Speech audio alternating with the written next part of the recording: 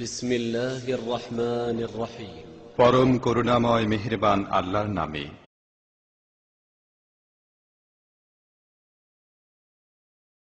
আসসালামু আলাইকুম ওয়া রাহমাতুল্লাহি ওয়া বারাকাতুহু।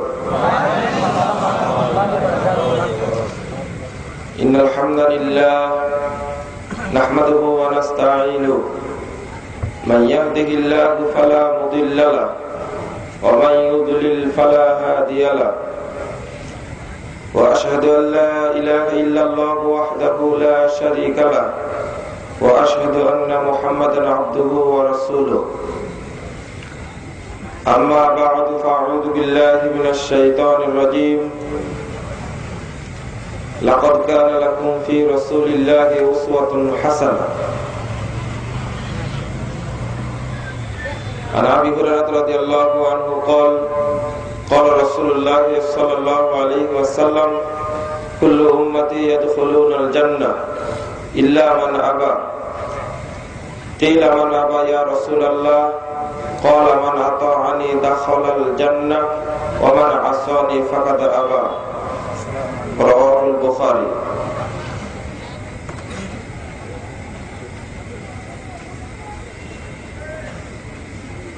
সম্মানিত সভাপতি, উপস্থিত আজকের ইসলামী জালসার প্রধান আকর্ষণ উত্তরবঙ্গের শ্রেষ্ঠতম ইসলামী শিক্ষা প্রতিষ্ঠান আল মারকাজুল ইসলামী আস-সালাফির সুনামধন্য প্রিন্সিপাল আমার শ্রদ্ধাভাজন উস্তাদ শেখ আব্দুর রাজ্জাক বিন ইউসুফ, উপস্থিত অন্যান্য উলামা কেরাম, অতিথিবৃন্দ, সুধী মণ্ডলী, সামনে উপবিষ্ট শ্রদ্ধেয় মুসলিম ভাতৃমণ্ডলী, সকলকে আন্তরিক মোবারকবাদ জানাচ্ছি এবং আল্লাহর কাছে দোয়া করছি যারা আজকে প্রোগ্রামের আয়োজন করেছেন, সময়, শ্রম, অর্থ ব্যয় করেছেন, উপস্থিত হয়ে এই সম্মেলনকে প্রাণবন্ত করেছেন। আল্লাহ আমাদের সকলকে উত্তম প্রতিদান দান করুন, আমিন। সম্মানিত উপস্থিতি, আপনাদের দেওয়া বিষয়ের আলোকে সংক্ষেপে আলোচনা শেষ করবো ইনশাআল্লাহ। ইত্তেবায়ে সুন্নাহ, সুন্নাতের অনুসরণ কিভাবে করতে হবে, অনুসরণ বলতে কি বোঝায়, এর উপরে আমার সাধ্য অনুযায়ী আলোচনা করবো ইনশাআল্লাহ। ওমা তাওফীকি ইল্লা বিল্লাহ, আলাইহি তাওয়াক্কালতু ওয়া ইলাইহি উনীব।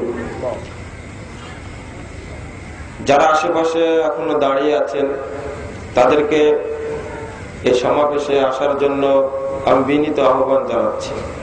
আর কেউ দাঁড়িয়ে থাকবেন না, বসে আলোচনা শোনার চেষ্টা করুন। আল্লাহ রাব্বুল আলামিন সূরা আহজাব 21 নম্বর আয়াতে বলছেন, লাকাদ কানা লাকুম ফি রাসূলিল্লাহি উসওয়াতুন হাসানাহ।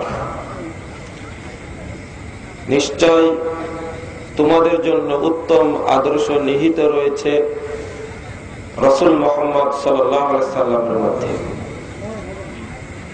এই আয়াতটি এত বড় গুরুত্বপূর্ণ যে কিয়ামত পর্যন্ত আর দ্বিতীয় কোনো ব্যক্তি পাওয়া যাবে না যার চালচলন, ওঠা বসা, কথাবার্তা, যার চিন্তা দর্শন মুহাম্মদ সাল্লাল্লাহু আলাইহি সাল্লামের চেয়ে ভালো হবে। এই আয়াত প্রমাণ করে মুহাম্মদুর রাসূলুল্লাহ সাল্লাল্লাহু আলাইহি সাল্লাম যে আদর্শ নিয়ে এসেছেন পৃথিবীতে, এই আদর্শের চেয়ে শ্রেষ্ঠ আদর্শ, উত্তম আদর্শ আর কোন মনীষী, কোন দার্শনিক, কোন বৈজ্ঞানিক, কোন রাষ্ট্রবিজ্ঞানী, কোন অর্থনীতিবিদ, কোন থিওরি দাতা পেশ করতে পারবে না। যদি আমার আপনার বিশ্বাস থাকে এই মর্মে যে মুহাম্মদ সাল্লাল্লাহু আলাইহি সাল্লাম ছাড়াও অন্য কোনো ব্যক্তি উত্তম আদর্শ দিতে পারেন, তাহলে বুঝতে হবে আপনার ইমানে ত্রুটি রয়েছে, মুহাম্মদ সাল্লাল্লাহু আলাইহি সাল্লামকে আপনি মেনে নিতে পারেননি। সহিহ বুখারীতে একটা হাদিস বর্ণিত হয়েছে, 51 নম্বর হাদিস। রাসূল সাল্লাল্লাহু আলাইহি ওয়াসাল্লাম বলেন, লা ইউমিনু আহাদুকুম হাত্তা আকুনা আহাব্বা ইলাইহি মিন ওয়ালিদিহি ওয়া ওয়ালাদিহি ওয়ান নাসি আজমাইন।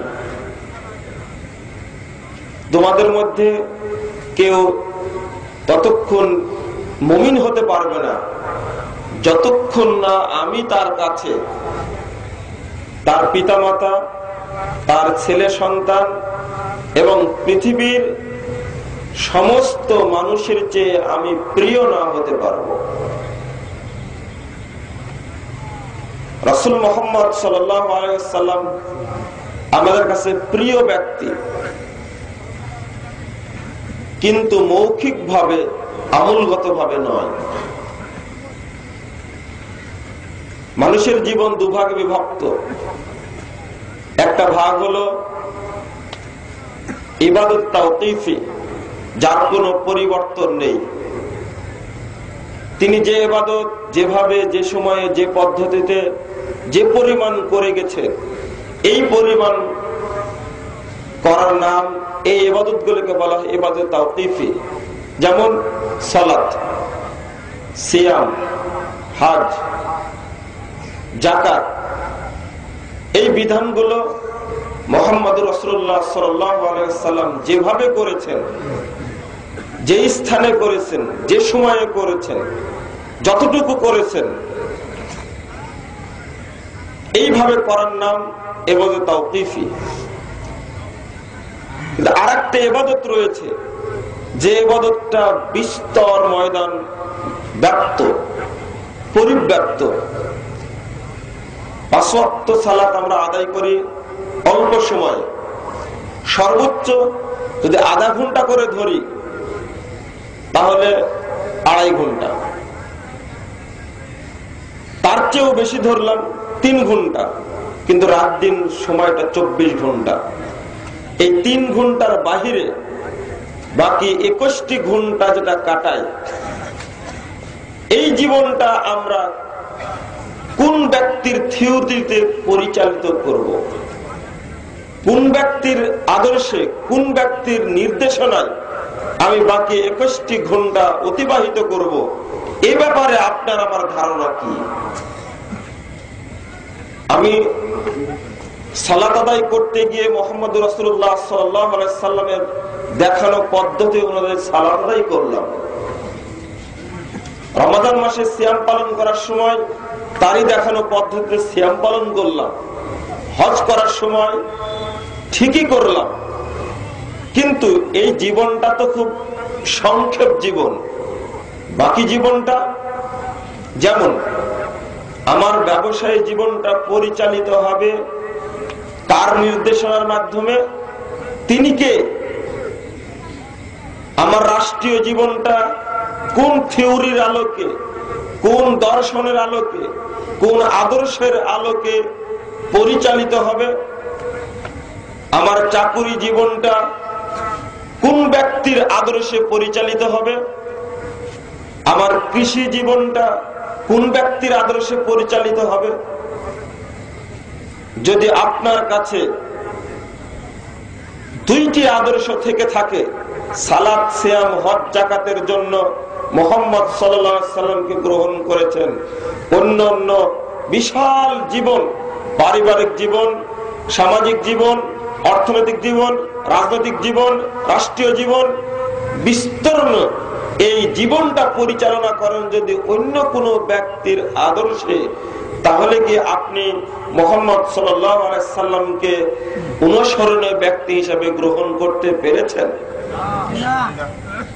আপনি যে প্রথমে সাক্ষ্য দিয়েছেন বুনিয়াল ইসলাম আলা খামস, ইসলাম 5টি স্তম্ভের উপরে প্রতিষ্ঠিত, তার প্রথমটা বলেছেন শাহাদাতিন আল্লা ইলাহা ইল্লাল্লাহ ওয়া আন্না মুহাম্মাদার রাসূলুল্লাহ।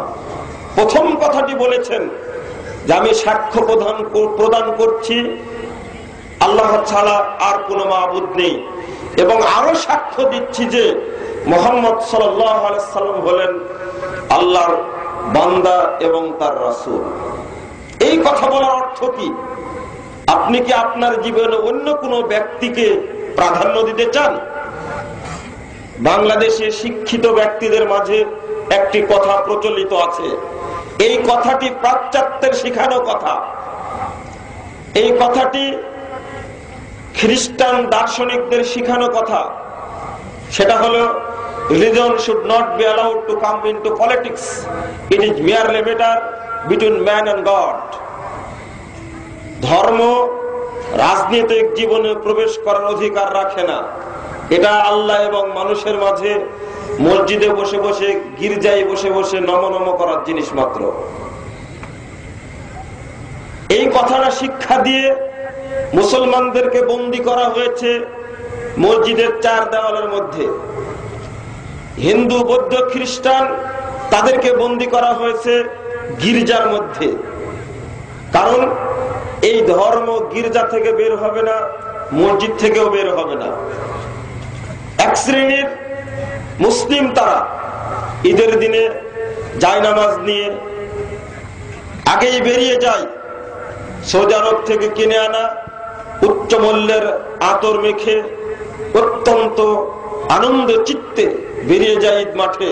কি তার বিশ্বাস ইসলাম হয়তোবা ঈদ মাঠের এই 4 আলের মধ্যেই বন্দী। প্রশ্ন আসে না। আল্লাহ রাব্বুল আলামিন বলছেন, ইয়া আইয়ুহাল্লাযীনা আমানু দুখুলু ফিস-সিলমি কাফা ওয়া লা তাত্তাবিউ খুতুওয়াতিশ শায়তান ইন্নাহু লাকুম আদুব্বুম মুবিন। সূরা বাকারা 208 নম্বর আয়াত। আল্লাহ রাব্বুল আলামিন বলছেন, হে ঈমানদারগণ, তোমরা ইসলামে প্রবেশ করো পরিপূর্ণ রূপে। শয়তানের পতঙ্গ অনুসরণ করো না, শয়তান তোমাদের প্রকাশ্য শত্রু। যতটুকু আপনি ফাঁক রাখবেন ইসলামে প্রবেশ করতে, অতটুকুই শয়তানের ক্ষেত্র। আপনি ইসলামে প্রবেশ করতে যতটুকু ফাঁক রাখবেন, সেই অংশটুকুই হলো শয়তানের ক্ষেত্র। ওই স্থানে আপনাকে বিচরণ করা যাবে না। যদি কোনো ব্যক্তির আদর্শ এমনটা হয়, আমি অর্থনৈতিক জীবনে আবু জেহেলকে গ্রহণ করেছি, হামান কারুনকে মেনে নিয়েছি, সুদী অর্থ ব্যবস্থাকে গ্রহণ করে, আর এই দিকে মুসল্লি হিসাবে আমি গ্রহণ করেছি মুহাম্মদ রাসূলুল্লাহ সাল্লাল্লাহু আলাইহি সাল্লামকে।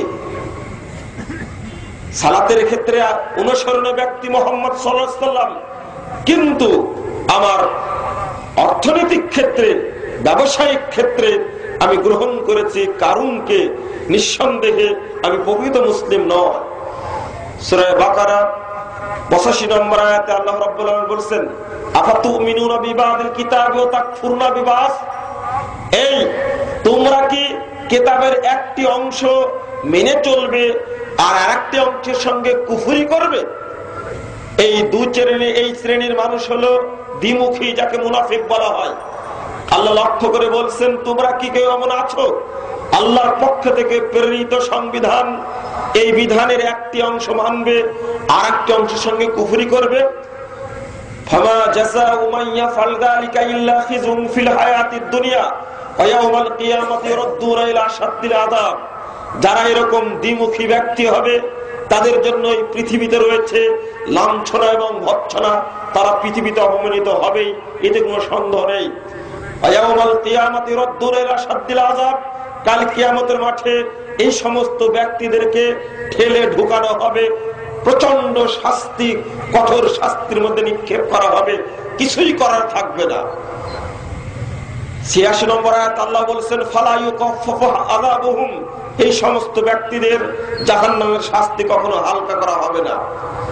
আমার জীবন একটি, এই জীবনটি ইসলামের আলোকে পরিচালিত হবে। এই ক্ষেত্রটা হোক রাজনৈতিক ক্ষেত্র, এই ক্ষেত্র হোক রাষ্ট্রীয় ক্ষেত্র, এই ক্ষেত্র হোক সামাজিক ক্ষেত্র, এই ক্ষেত্র হোক আমার ব্যবসায়িক ক্ষেত্র, এই ক্ষেত্র হোক আমার পারিবারিক ক্ষেত্র, এই ক্ষেত্র হোক আমার সামাজিক ক্ষেত্র, কোনো আপত্তি নাই। সর্বছাইডেই মুহাম্মদ রাসূলুল্লাহ সাল্লাল্লাহু আলাইহি সাল্লামকে গ্রহণ করতে হবে। তবেই আপনি বুঝতে পারলেন আমি মডেল হিসেবে বেছে নিয়েছি মুহাম্মদ সাল্লাল্লাহু আলাইহি সাল্লামকে। আল্লাহ বলেছেন, লাকাদ কানা লাকুম ফি রাসূলিল্লাহি উসওয়াতুন হাসানাহ। নিশ্চয় তোমাদের জন্য উত্তম আদর্শ নিহিত রয়েছে মুহাম্মদ সাল্লাল্লাহু আলাইহি সাল্লামের মধ্যে। বিকল্প কোন পথ নাই একজন ব্যক্তির, সর্বক্ষেত্রে আমাকে এই রাসূলকে মেনে নিতে হবে। আমরা মুসলিমরা বুঝতে ভুল করেছি। আল্লাহ রাসূল যখন মক্কায় দাওয়াত প্রচার করছিলেন, আবু জেহেল, আবু লাহাব, আবু সুফিয়ান, এদের মাথায় চিন্তা ঢুকেছিল যেটা কোন কথা, মুহাম্মদের আদর্শ যে গ্রহণ করছে সে আর ফিরে আসছে না। কিছু লোককে অত্যাচারের কারণে আল্লাহ রাসূল পাঠিয়ে দিলেন হাবশায়, চলে গেলেন। কিন্তু পররাষ্ট্র নীতির কূটনীতি চালিয়ে যাচ্ছিল আবু সুফিয়ান। এক সময় রোম সম্রাটের সামনে গিয়ে আবু সুফিয়ান মুহাম্মদ সাল্লাল্লাহু আলাইহি সাল্লাম সম্পর্কে একটা সাক্ষাৎকার দিল, প্রায় ৬-৭টি বিষয়ে। রোম সম্রাট সবগুলো শুনলেন। শোনার পরে তিনি বলছেন, ছোট্ট একটি বাক্য বললেন, দেখেন মুহাম্মদ কে, তার আদর্শই বা কি জিনিস। রোম সম্রাট তাকে দেখেননি, কোরআনের দাওয়াত তিনি পাননি, মুহাম্মদের অনুসারী যারা তাদের আচার আচরণ ব্যবহার তিনি দেখেননি। শুধু আবু সুফিয়ানের সাক্ষাৎকার শুনেই তিনি একটা মন্তব্য করলেন, সহিহ বুখারী ৩ নম্বর হাদিস। তিনি বলছেন, ফাইন কানা হাক্কান মা তাকুল, আবু সুফিয়ান তুমি যেটা বললে সেটা যদি সত্য হয়ে থাকে, আরে তুমি তো মক্কা মদিনার ভয় করছো, তোমার ভয় হলো মক্কা মদিনা এক সময় দখল করে নিবে, মুহাম্মদ আরব সম্রাট হয়ে যাবে, তোমার এই চিন্তা, ওইটা তুমি চিন্তা করছো। ফাইন কানা হাক্কান মা তাকুলু, শোনো আবু সুফিয়ান তুমি যেটা বললে সেটা যদি সত্য হয়, তোমার কথা যদি সত্য হয়, ফাসায়ামলিকু মা তাহতা কদামাই হাতাইন, দেখো আবু সুফিয়ান অচিরেই মুহাম্মদ সাল্লাল্লাহু আলাইহি সাল্লাম আমার পায়ের নিচে যে সিংহাসন আছে এইটারও মালিক হয়ে যাবে। তুমি ভাবছো মক্কা মদিনা নিয়ে, আমি ভাবছি তুমি যে সাক্ষাৎকার দিলে, যে আদর্শ নিয়ে মুহাম্মদ এসেছে, এই আদর্শ মক্কা মদিনার গণ্ডিতে থাকবে না। এক সময় এই রোম সম্রাটের সিংহাসন পর্যন্ত মুহাম্মদ এসে সেখানে বসবে এবং মুহাম্মদের পায়ের পদধূলিতে এই রোম সম্রাটের সিংহাসন পর্যন্ত সম্মানিত হবে। তুমি কি বলো? তুমি হতভাগ্য আবু সুফিয়ান, শোনো তুমি হতভাগ্য, তোমার মতো ইতর আর কেউ নেই। লা ওয়াইন কুনতু ইনদাহু, তোমার মতো যদি আমি আজকে মুহাম্মাদের পাশে থাকতাম, তার নিকটে যদি আমি অবস্থান করতাম, লা কসালতু কদামাইহি, শুনে রাখো আমি মুহাম্মাদের পদযুগ 2 পা ধুয়ে দিয়ে তাকে আমি সম্মান জানাতাম। আদর্শ কি বুঝতে পারিনি, আদর্শ কি সেটা বুঝিনি। মুহাম্মদ সাল্লাল্লাহু আলাইহি সাল্লাম কি বিধান নিয়ে আসলেন, জিজ্ঞেস করেছিল আবু সুফিয়ানকে, মুহাম্মাদের আদর্শ যারা গ্রহণ করছে তারা কি কখনো ফিরে আসছে? জবাব দিচ্ছেন, পিটালেও তারা ফিরে আসছে না, এত দরিদ্র তারা ওইভাবেই থেকে যাচ্ছে। আদর্শ কাকে বলে? একই হাদিসের মধ্যে বর্ণনা এসেছে, খাদিজা রাদিয়াল্লাহু আনহা তিনি তার চাচার কাছে আসলেন, নিয়ে আসলেন মুহাম্মদ সাল্লাল্লাহু আলাইহি সাল্লামকে। দেখেন আদর্শ যে কি জিনিস, যে আদর্শ আমাদের কাছে আছে, রোম সম্রাটের কাছে আদর্শ এখনো পৌঁছেনি, ওয়ারাকা বিন নফলের কাছে আদর্শ পৌঁছেনি। কিভাবে বুঝলাম? হাদিসটা কি প্রমাণ করে দেখেন।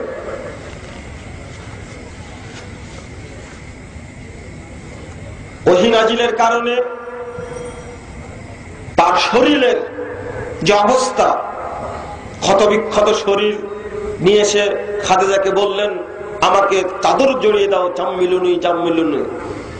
অবস্থা শোনার পরে নিয়ে চলে গেলেন চাচার কাছে, 80 পর বৃদ্ধ চাচা ওয়ারাকা বিন নফল, প্রায় 87 বছর বয়স তার। নিয়ে যাওয়ার পরে বর্ণনা শুনে তিনি বললেন, ওয়াহাদান নামুস আল্লাযী নাযালাল্লাহু আলা মূসা, বলছেন যে ও এই ব্যক্তি তো সেই ব্যক্তি, এটা তো সেই দূত যে দূতকে আল্লাহ রাব্বুল আলামিন প্রেরণ করেছিলেন মুসা আলাইহিস সালামের উপরে। বর্ণনা শোনার পরে বলছেন এটা।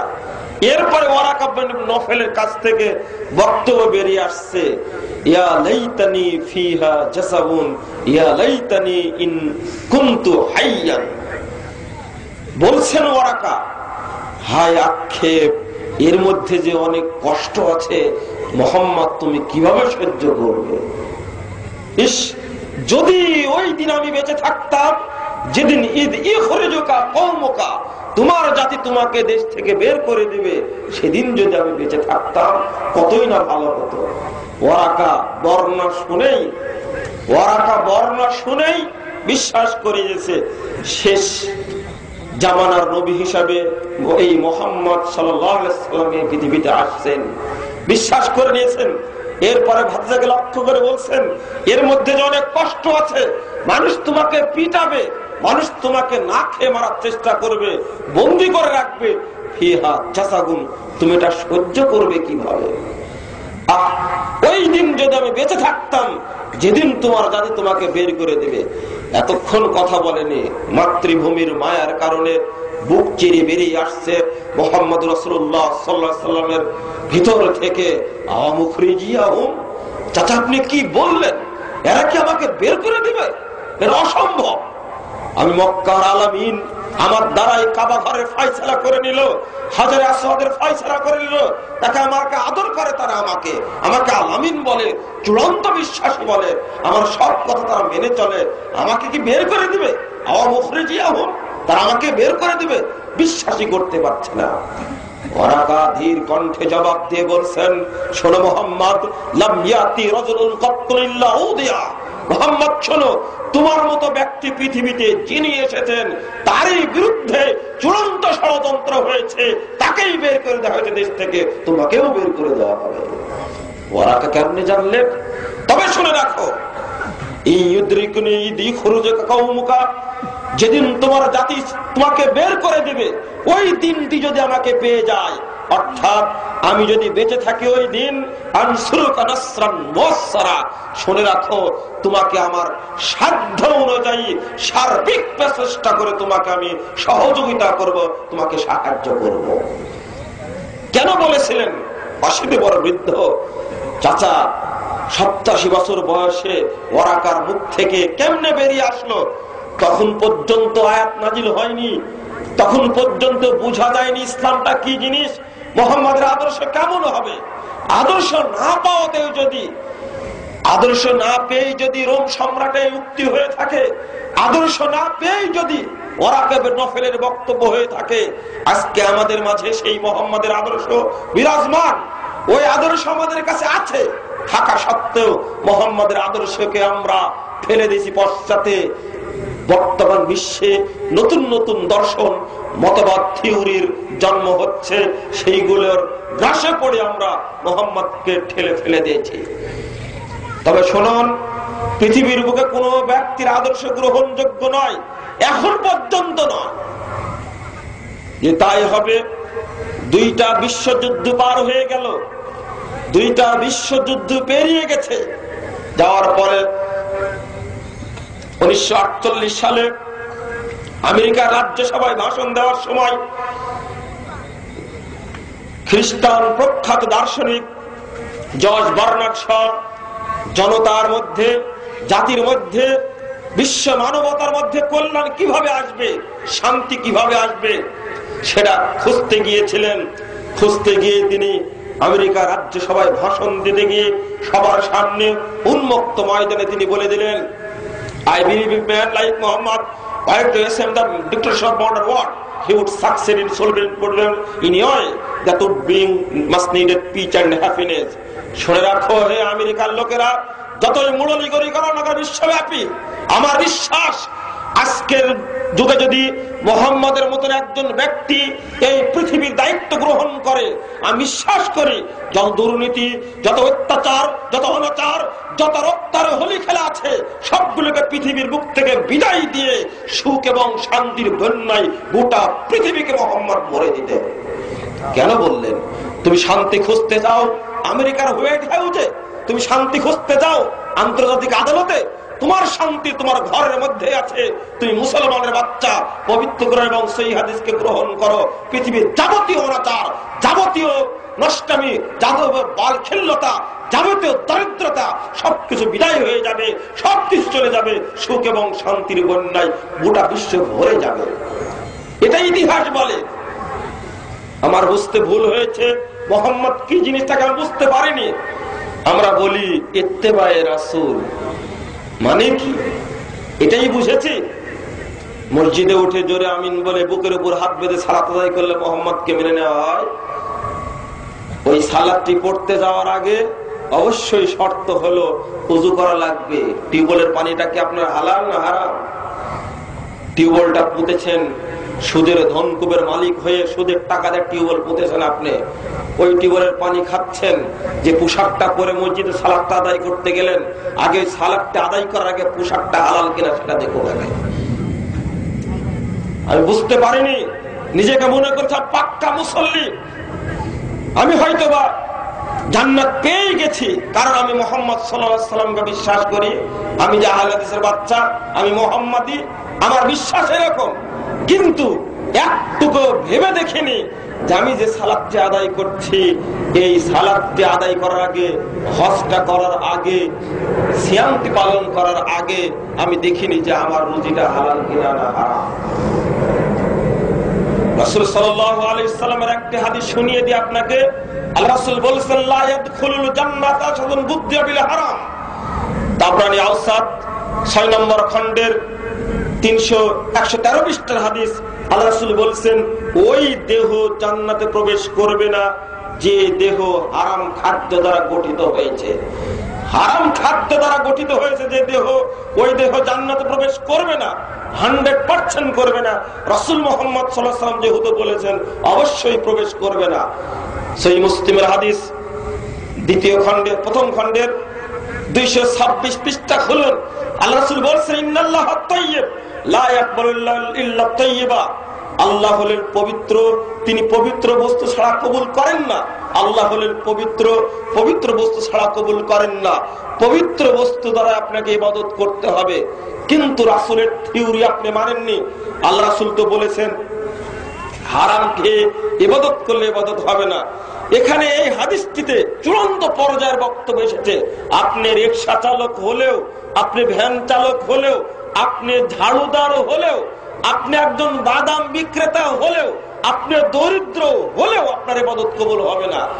আল্লাহ রাসূল হঠাৎ করে উদাহরণ পেশ করছেন এই মর্মে, ফাযাকার রাজুল ইতিল সফরা আশআস আকবারা।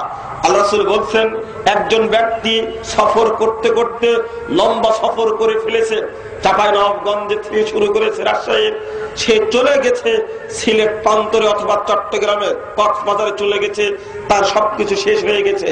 এমত দরিদ্র অবস্থায় ওই ব্যক্তি আল্লাহর কাছে দোয়া করছে, মাদ্দায়াদাইহি ইলাস সামা, দুইখানে হাত তুলে আল্লাহর কাছে দোয়া করছে, ইয়া রাব্বি ইয়া রাব্বি, হে প্রভু হে প্রভু বলে আল্লাহকে ডাকছে। অসহায় ব্যক্তি আল্লাহর কাছে ডাকছে।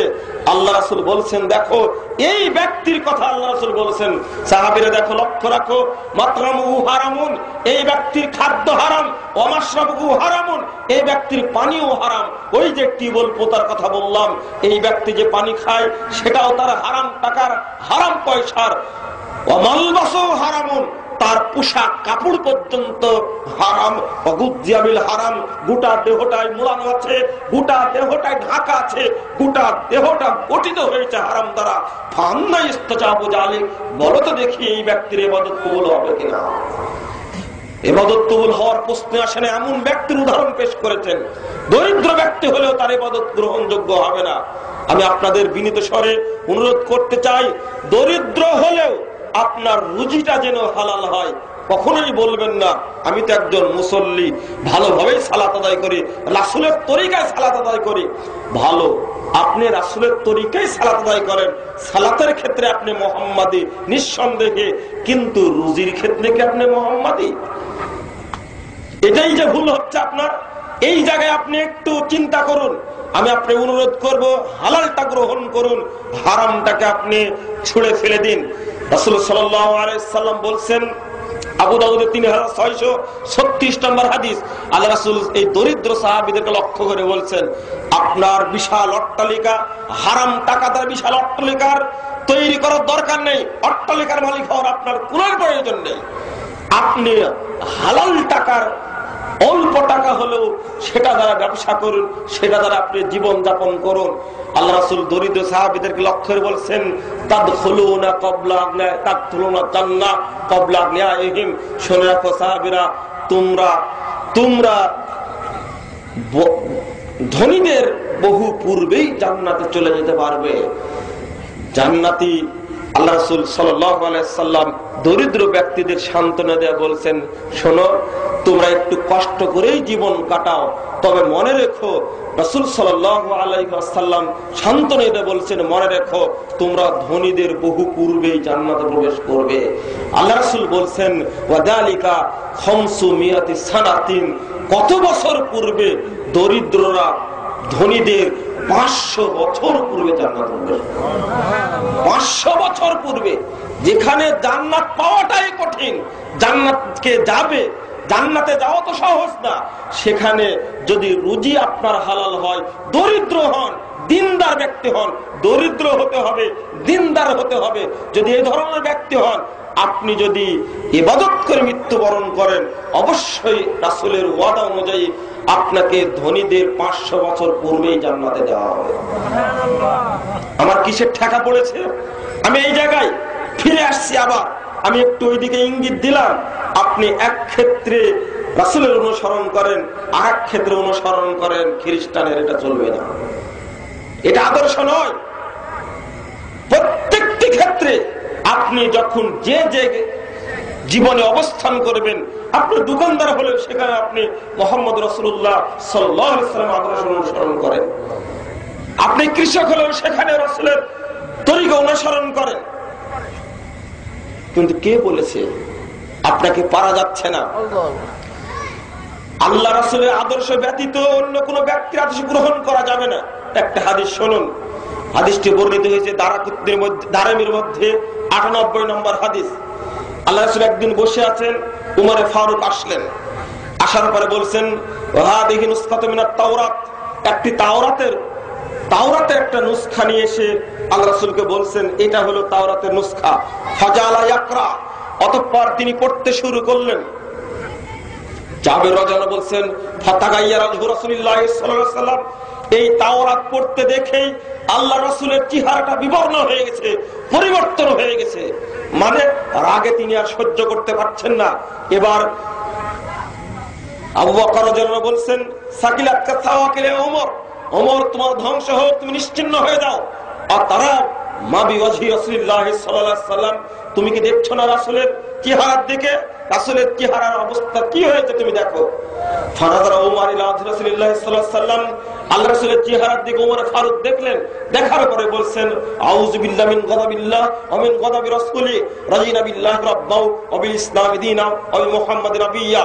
ওমরের মতন ব্যক্তি, এত বড় একজন জ্ঞানী সাহাবী, রাসূলের এই অবস্থা দেখে তিনি বলছেন, আমি আল্লাহর গজব থেকে, মুহাম্মাদের অসন্তুষ্টি থেকে আমি আল্লাহর কাছে পরিত্রাণ চাচ্ছি। আমরা আল্লাহকে রব হিসাবে পেয়ে, মুহাম্মদকে নবী হিসাবে পেয়ে, ইসলামকে দ্বীন হিসাবে পেয়ে সন্তুষ্ট হয়েছি। কেন বলে দিলেন? ওমরে ফারুক যখন এই কথাটি বলে চুপচাপ থেকে গেলেন, আল্লাহ রাসূল এবার গর্জে উঠে বলছেন, আল্লাযী নাফসু বিমুহাম্মাদিন বিয়াদিহি, শুনে রাখো হে সাহাবীরা, ওই সত্তার কসম করে বলছি যে সত্তার হাতে মুহাম্মাদের জীবন নিহিত রয়েছে। ওই সত্তার কসম করে বলছি যে সত্তার হাতে মুহাম্মাদের জীবন রয়েছে। শুধু তাই নয়, তুমি তাওরাত আমার সামনে কেন পড়ছো? ওমর, তুমি আমার সামনে তাওরাত কেন পড়ছো? আল্লাহর কসম করে বলছি, স্বয়ং যদি আজকে মূসাকে এখন হাজির করা হয়, এখন যদি তোমাদের সামনে মূসা আলাইহিস সালামকে হাজির করা হয়, ফাত্তাবাতুমুহু, সেই মূসাকে যদি তোমরা অনুসরণ করো, ফাতারাকতুমুনি ওয়া তারাকতুমুনি, এবং আমাকে যদি তোমরা ছেড়ে দাও, আমার অনুসরণ যদি তোমরা না করো, মূসার যদি অনুসরণ তোমরা করো, লা দালালতুম আন সাওয়াইস সাবিল, অবশ্যই অবশ্যই তোমরা জান্নাতের পথ থেকে তোমরা পথভ্রষ্ট হয়ে যাবে, জাহান্নামের পথে চলে যাবে। শোনো ওমর, লাউ কানা হাইয়ান, স্বয়ং মূসা যদি আজকে জীবিত থাকতেন, লাত্তাবানি, মূসা আমার অনুসরণ করতে। এই হাদিস প্রমাণ করে মূসা আলাইহিস সালাম একজন নবী ছিলেন, তারও আনুগত্য করা যাবে না মুহাম্মদ সাল্লাল্লাহু আলাইহি ওয়াসাল্লাম আসার পরে। এরপরে তিনি যে তাওরাত পড়ছিলেন, তাওরাতে ইঙ্গিত করে বললেন, তুমি তাওরাত পড়ছো আমার সামনে, ওয়াকাদ জিতুকুম বিহা বাইদান নাকিয়া, অথচ আমি তোমাদের কাছে যে বিধান নিয়ে এসেছি, কোরআন এবং সুন্নাহ যেটা নিয়ে এসেছি, সেটা হলো উজ্জ্বল, দীপ্তিমান, পরিষ্কার, স্বচ্ছ, দীপ্তিমান, জাতুল্যমান একটি শরীয়ত তোমাদের কাছে নিয়ে আসছে, আর তোমরা আমার সামনে তাওরাত পড়ছো। দুঃখ লাগে এটাই, তাওরাত নাজিল হয়েছিল আল্লাহর পক্ষ থেকে, ইনজিল নাজিল হয়েছে আল্লাহর পক্ষ থেকে। মূসা আলাইহিস সালাম হলেন কালিমুল্লাহ, স্পষ্টভাবে সরাসরি মূসা আলাইহিস সালামের সঙ্গে আল্লাহ রাব্বুল আলামিন কথা বলেছিলেন, যার জন্য তাকে বলা হয় কালিমুল্লাহ। এত বড় একজন নবী পর্যন্ত যদি মুহাম্মাদের সামনে আসে, তবুও তার আনুগত্য করা যাবে না। তার আনুগত্য করলেও আপনি পথভ্রষ্ট হয়ে যাবেন, আমি পথভ্রষ্ট হয়ে যাব। তাহলে আজকের যুগে পীর ফকির, বিভিন্ন দার্শনিক মনীষীর, বিভিন্ন ব্যক্তির আনুগত্য কিভাবে চলতে পারে মুহাম্মদ রাসূলুল্লাহ সাল্লাল্লাহু আলাইহি ওয়াসাল্লামের সামনে প্রশ্নই আসে না। আপনার আদর্শের সাথে, আপনি মুসলিম ব্যক্তি, আপনি সালাত আদায় করছেন, দুঃখজনক হলেও সত্য, আপনার সালাতটা মুহাম্মদ রাসূলুল্লাহ সাল্লাল্লাহু আলাইহি ওয়াসাল্লামের সালাতের মতো নয়। কেন? আপনি দাবি করবেন কিভাবে? আমার দাবি নেই এখানে যে আমি এখানে মুক্তি পাবো। আমার বুঝতে ভুল হয়েছে। আজকের যুগেও যদি নতুন করে সমাজ ব্যবস্থা কায়েম করতে চায়, তাহলে এই হাদিসটাকে গুরুত্ব দিতে হবে। যদি মুসা, আদম, ইব্রাহিম, পৃথিবীর বুকে গত হয়ে যাওয়া নবীগণের অনুসরণ যদি মুহাম্মদ সাল্লাল্লাহু আলাইহি ওয়াসাল্লামের কাছে সে না চলে, তাহলে একটু আপনি চিন্তা করুন, আপনার মসজিদের ইমাম সাহেবের আনুগত্য কিভাবে চলে যদি রাসূলের বিরোধী হয়? ইমাম সাহেব যা ইচ্ছা তাই বলছেন, বক্তা সাহেব যা ইচ্ছা তাই বলছেন, আর ওটাকে আপনি গ্রহণ করছেন, অথচ তার আদর্শের সাথে মুহাম্মদ রাসূলুল্লাহ সাল্লাল্লাহু আলাইহি ওয়াসাল্লামের আদর্শের কোনো সম্পর্ক নেই। অনুরূপ ভাবে আরেকটি কথা বলতে হয়, পবিত্র কোরআন এবং সহিহ হাদিস ব্যতিরেকে পৃথিবীর দ্বিতীয় কোনো গ্রন্থের অনুসরণ করা যাবে না। হ্যাঁ, একটি গ্রন্থ লিখলেন আপনি, তার মধ্যে কথা থাকতে হবে আল্লাহ এবং আল্লাহ রাসূলের। আল্লাহ এবং আল্লাহ রাসূলের কথা থাকলেই তবে গ্রন্থ পড়া যাবে, ওই বইটি পড়া যাবে, নইলে পড়া যাবে না। কারণ আল্লাহর পক্ষ থেকে নাজিল হওয়া তাওরাত যদি কুরআন সুন্নাহর কাছে বাতিল হয়ে যায়, আল্লাহর পক্ষ থেকে নাজিল হওয়া ইনজিল যদি কুরআন এবং সহিহ হাদিসের কাছে বাতিল বলে গণ্য হয়, তাহলে পৃথিবীর এমন কোন দেশ, এমন কোন মনীষী, এমন কোন বিজ্ঞানী, এমন কোন দার্শনিক কোন গ্রন্থ প্রণয়ন করতে পারে যেই গ্রন্থ কুরআন এবং সুন্নাহর কাছে টিকতে পারে? প্রশ্ন আসে না। আপনি দ্বিতীয়বার চিন্তা করে দেখুন, যদি তাওরাত বাতিল হয়ে যায় কুরআন সুন্নাহর আলোকে। এই জন্যই বাদশা ফয়সাল পৃথিবীতে প্রমাণ করে দিয়েছেন, এই পৃথিবীর যাবতীয় দেশের সংবিধান একটাই হওয়া উচিত, সেটা হলো মহাগ্রন্থ আল কোরআন। 1945 সালে যখন জাতিসংঘ গঠিত হচ্ছিল, তখন সব দেশের সংবিধান চেয়েছিলেন, সবাই সংবিধান নিয়ে যে হাজির হলো, কিন্তু সৌদি আরবের বাদশা ফয়সাল তিনিও একটি সংবিধান নিয়ে গেলেন, কিন্তু ব্যতিক্রম ছিল, একটি সাদা কাপড়ে মোড়ানো একটি গ্রন্থ নিজে হাতে জমা দিলেন। গ্রন্থ খুলে দেখার পরে দেখা গেল সেটা হলো মহাগ্রন্থ আল কোরআন। বললেন, কি ব্যাপার, আমি তো চেয়েছি আপনার দেশের সংবিধান, এটা তো মহাগ্রন্থ আল কুরআন, এটা তো আপনার কাছে চাইনি। বাচ্চা ফাইসাল সেদিন সিংহের মতো গর্জন দিয়ে বলেছিলেন, আমি এসেছি এই কথাটি জানানোর জন্যই সৌদি আরবের সংবিধান সেই সংবিধান যেটা বিশ্ব ইতিহাসের সর্বশ্রেষ্ঠ সংবিধান, মহাগ্রন্থ আল কুরআন। কে বলবেন এই কথা? কার সে সাহস আছে? আজকে যদি জাতিসংঘের সংবিধান হতো ইসলাম, তাহলে অবশ্যই আজকে 3 দিনের ক্ষমতার, অল্প দিনের ক্ষমতার মালিক হয়ে 2-4টি রাষ্ট্রের ক্ষমতার মালিক হয়ে দাপটে টিকা যায় না। অর্ধজাহানের খলিফা ওমর ইবনুল খাত্তাব রাদিয়াল্লাহু আনহু গাছতলায় শুয়ে শুয়ে সিংহাসন পরিচালনা করেছেন, অর্ধজাহান ব্যাপী পরিচালনা করেছেন। একটি র্যাবের প্রয়োজন হয়নি, একটি পুলিশের প্রয়োজন হয়নি, একটি সেনাবাহিনীর দরকার হয়নি, গোয়েন্দার দরকার হয়নি। পারস্য সম্রাটের পক্ষ থেকে যখন জানার জন্য পাঠানো হয়েছে, দেখো তো ওমর এমন কোন ব্যক্তি,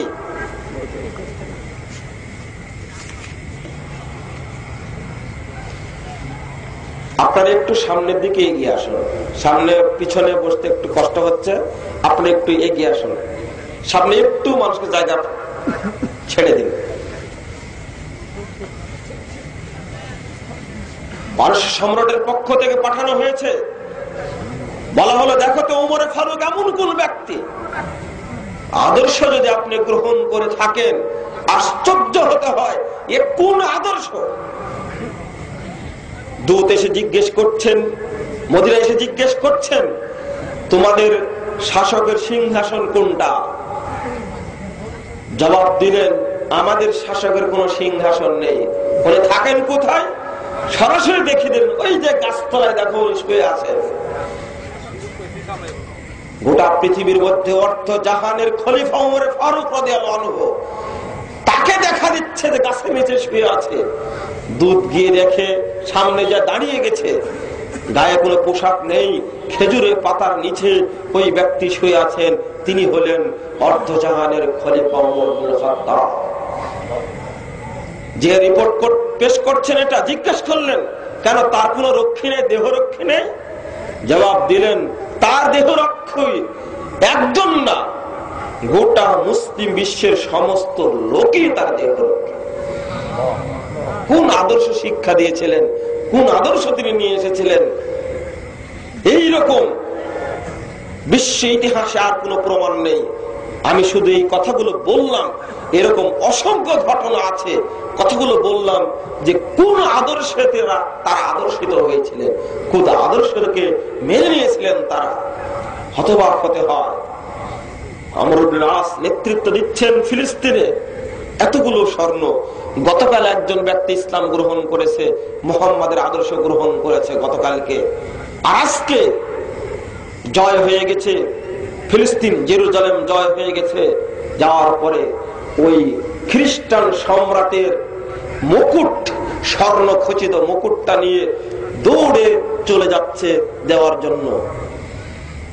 আমর ইবনে আস তিনি বলছেন, তুমি কি এখান থেকে কিছু নিয়েছ? তখন বলছেন যে আমি আল্লাহকে ভয় করি।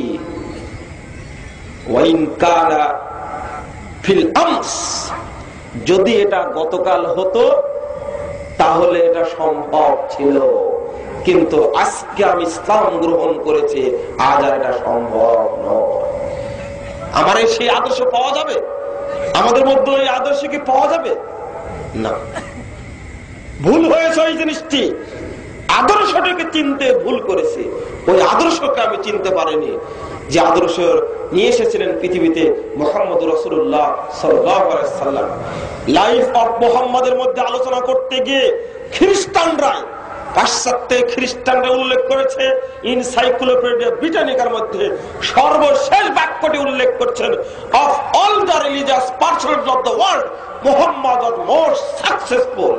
পৃথিবীর বুকে যত বড় ব্যক্তির আবির্ভাব হয়েছে তার মধ্যে শ্রেষ্ঠ এবং সফল ব্যক্তি হলেন মুহাম্মদ রাসূলুল্লাহ সাল্লাল্লাহু আলাইহি ওয়াসাল্লাম। আপনাকে কিভাবে বুঝাবো? এখন পর্যন্ত বুঝাতে পারছি না যে মুহাম্মদ সাল্লাল্লাহু আলাইহি ওয়াসাল্লামকেই মেনে নিতে হবে, অন্য কোনো ব্যক্তিকে মেনে নেওয়া চলবে না। 1840 সালে এডিনবার্গে টমাস কার্লাইল ভাষণ দিতে গিয়ে তিনি একটি কথা উল্লেখ করেছেন, on heroes heroes warship heroes prophet Muhammad সাল্লাল্লাহু আলাইহি ওয়াসাল্লাম। বক্তব্য শিরোনাম হলো hero in history as prophet Muhammad সাল্লাল্লাহু আলাইহি ওয়াসাল্লাম।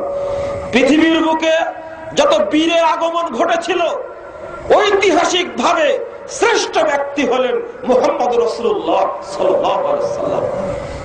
এরপরে যে কথাটি বলেছেন, বন্ধুরা আমার, আমি আর এই আলোচনায় যাচ্ছি না, প্র্যাকটিক্যাল কিছু আদর্শের কথা আপনাদের সামনে উল্লেখ করতে যাচ্ছি, বাস্তব আদর্শ। আজকে আমার মধ্যে যে আদর্শ নিহিত আছে, এই আদর্শটা কি মুহাম্মদ সাল্লাল্লাহু আলাইহি ওয়াসাল্লামের আদর্শ? একটু ভেবে দেখি তো। তিনটি মূলনীতি বলবো আপনার সামনে। এক নম্বর মূলনীতি, রাসূল সাল্লাল্লাহু আলাইহি ওয়াসাল্লাম বলছেন, মান আতা মুহাম্মাদান ফাকাদ আতা আল্লাহ ওয়া মান আসা মুহাম্মাদান ফাকাদ আসাল্লাহ ওয়া মুহাম্মাদুন ফারাকুম বাইনান নাস। সহিহ বুখারী দ্বিতীয় খণ্ডের 1081 পৃষ্ঠার হাদিস। আল্লাহ রাসূল বলছেন, যে আনুগত্য করবে সে আল্লাহরই আনুগত্য করবে, যে ব্যক্তি আমার নাফরমানি করবে ওই ব্যক্তি আল্লাহ নাফরমানি করবে। এরপরের বাক্যটি হলো চূড়ান্ত বাক্য, ওয়া মুহাম্মাদুন ফারাকুম বাইনান নাস। আর একমাত্র মুহাম্মদ সাল্লাল্লাহু আলাইহি ওয়াসাল্লাম হলেন হক এবং বাতিলের পার্থক্যকারী মানদণ্ড। দ্বিতীয় আর কোন ব্যক্তি নয়, আর কোন ব্যক্তি নয়।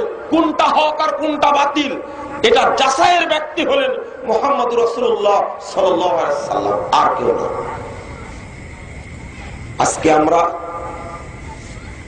বলে থাকি বিভিন্ন ইমামে বিশ্বাসী, বিভিন্ন ইমামে বিশ্বাসী, বিভিন্ন দার্শনিকে বিশ্বাসী।